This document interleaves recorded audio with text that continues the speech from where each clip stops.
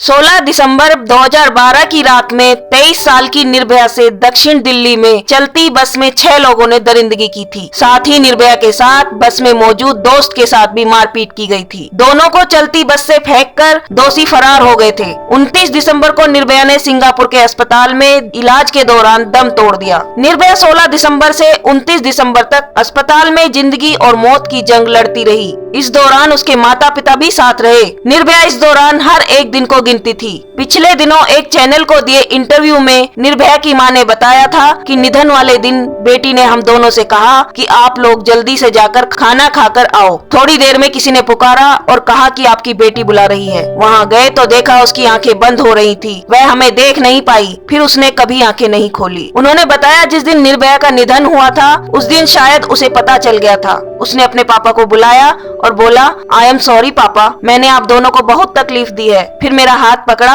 और अपने गले लगा लिया। उस वक्त हम सिंगापुर के अस्पताल में थे। माँ ने बताया था कि मौत से पहले निर्भया उंगलियों पर दिन गिना करती थी। वह मुझसे बोलती थी, माँ आज कौन सा दिन है, बहुत दिन हो गए हैं, मुझे घर जाना है। जब नर्स कहती कि अभी तबीयत ठीक नहीं है तब वह मायूस हो जाती थी। इस दौरान वह काफी डरी रहती थी। निर्भया की मां बताती है कि जब उसे सफदरजंग अस्पताल में भर्ती किया गया उसके 3 दिन बाद उसे होश आया तो उसने मेरी तरफ देखा और बोली, माँ आज तू नहाई नहीं क्या, तेरी बिंदी कहाँ है, जाओ और बिंदी लगा कर आओ। माँ ने रोते हुए बेटी के दर्द की कहानी बयां की। उन्होंने बताया कि हादसे से कुछ दिनों पहले ही उसने मेरे लिए चूड़ी और नेल पॉलिश खरीदी थी। आज भी वो चूड़ी और नेल पॉलिश ऐसे ही रखे हैं। निर्भया की माँ ने एक इंटरव्यू में बताया था कि निर्भया से गैंगरेप के बाद उसके साथ 13 दिन में जो दर्द हुआ उसे सिर्फ मैंने ही देखा, लेकिन मेरी बेटी ने जो सजा भुगती उसे मैं भुलाए नहीं भूल सकती हूँ। निर्भया की माँ ने बताया था कि जिस लड़की पर हमने कभी हाथ नहीं उठाया उसे ऐसे दर्द से गुजरना पड़ा। इतना कहते ही निर्भया की माँ की आंखों से आंसू टपकने लगते हैं। माँ ने बताया था कि दर्द की वजह से मेरी बेटी सो नहीं पाती थी। दर्द को कंट्रोल करते हुए कहती थी, मम्मी पापा मैं ठीक हो जाऊंगी, आप दोनों परेशान न हो।